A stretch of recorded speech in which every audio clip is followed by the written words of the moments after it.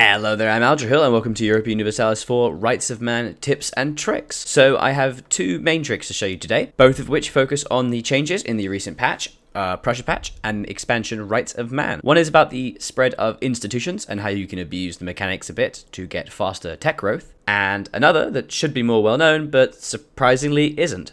Institutions are a new feature that replaced the previous tech malice associated with being non-European. Instead of the old system, now a variety of institutions spread across the world that give bonuses, but you'll suffer a ramping malice of up to 50% if you don't have it, which makes adopting institutions a massive, massive priority. Each of them spreads slightly differently, but the key thing to all of them is that they spread in neighbouring provinces, assuming those neighbouring provinces have the institution within them. This can prove quite irritating because you can be sitting in northern Germany and not actually have the Renaissance, even though you can bloody see it in Italy. So to aid in the spread of institutions, make sure you're always checking the actual way in which each of them spread. For example, with the Renaissance, it has a +3 bonus if the province is in the Flanders region, as well as some Italian regions. Because Calais is counted as technically being a part of that area, Calais gets the bonus, and thus England has a bit of an advantage in getting a bit faster institutions. As France, you could take Calais so as to encourage the growth of institutions in the same way.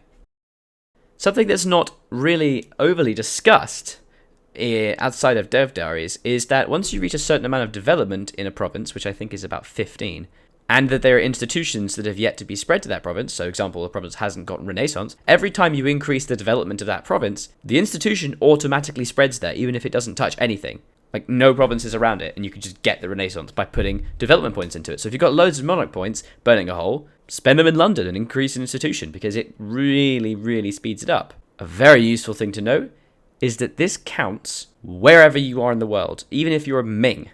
Playing as Ming, you haven't met Europe? No problem. Dump a load of MP into your capital, and suddenly there's the Renaissance, and it will suddenly start spreading all around. It will take a long time, but a lot better than just not having it. The second tip, that honestly is actually quite hardly discussed, and it took quite a long time for me to find concrete information about this.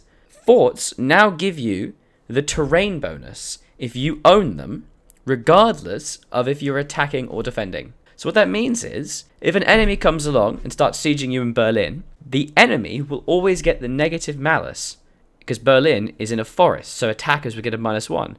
So even if you attack them while they're sieging Berlin, they will suffer the -1.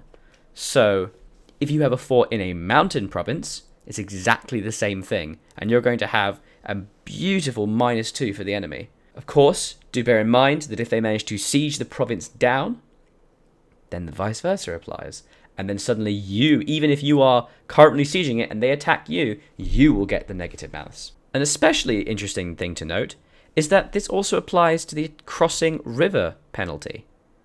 So if an enemy crosses a river to attack, let's say, Berlin, and then sits there for 6 months and sieges it, and then you attack them, they will still suffer that -1 river penalty, giving the total penalty in Berlin, for example, to be -2. And were it a mountain province, it would be -3. I think it was Johan who's explained it that it's because they have their backs to a river or something, but who cares? Because whatever, you get an amazing bonus in combat, and you can play the AI really, really well. So make sure you use that to your advantage. So I hope that this tips and tricks video helped. If you did enjoy it and you find it helped you, please do leave a like and comment below. I mean, if I missed something out as well, tell me. It's always good to include more things. I'm hoping to make a lot more of these in the future, to make some more guides and tips videos. So I hope that I will see you in future videos. So I was Aldrahill, and I will continue to be, and this has been EU4 Rights of Man Tips and Tricks. Bye-bye.